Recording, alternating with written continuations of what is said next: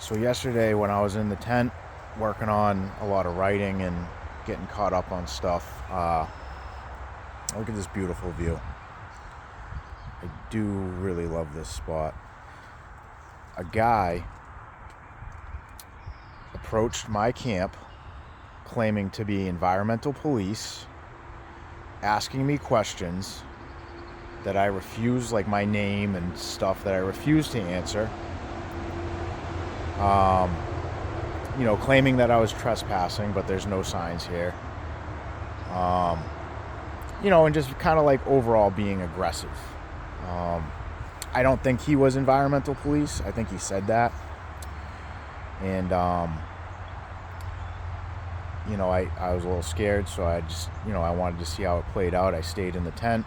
I recorded the end of the interaction. I didn't get the whole thing, which I wish I had. Especially him claiming that he was environmental police. Now, I just want to make this kind of clear. I'm camping. I'm homeless. I don't have a home. I live in a tent, but regardless, I'm camping.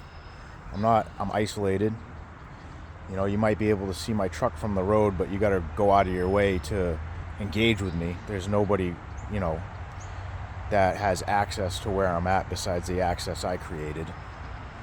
I'm kind of, there's my truck over there, if you can see a little bit. I'm pretty much protected by a bog, as you can see here, and I'm protected by the road. So I actually made a sign to put on my tent because now I'm afraid that this guy's going to come back and fuck with my tent. It says, smile, you are on camera.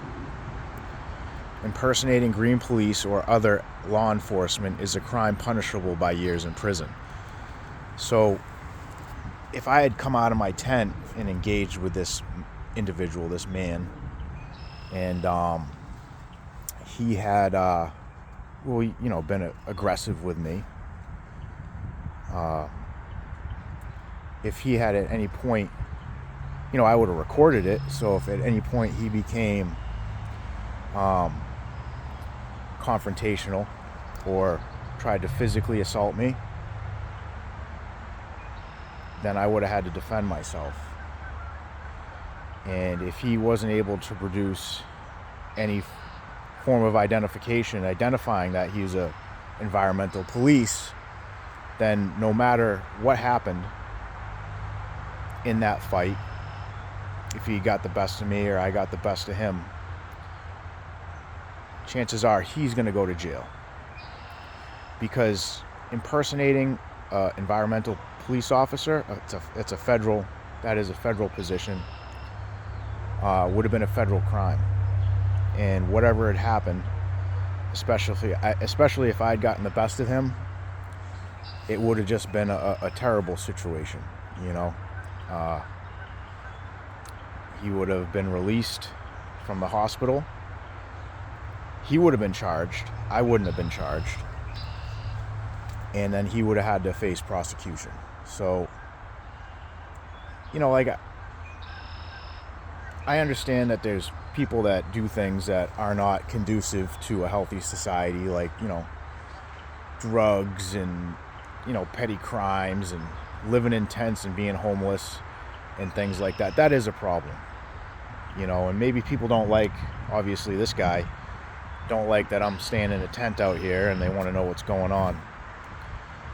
But I am an American citizen. I have rights, and I'm not doing any type of environmental harm, and I'm not doing any type of social harm. I am a free citizen. So I guess it's just never wise to approach people with a demeanor of power and make threats, because it might work some of the time, but there's a good chance it might not go well for you. So I'm just hoping that this shit doesn't get tore up today, and if it does, it does. It's stuff. The one thing I've realized and I've learned is I don't care about the stuff. Stuff comes and goes. It has very little meaning. It has purpose, but there's always going to be more of it.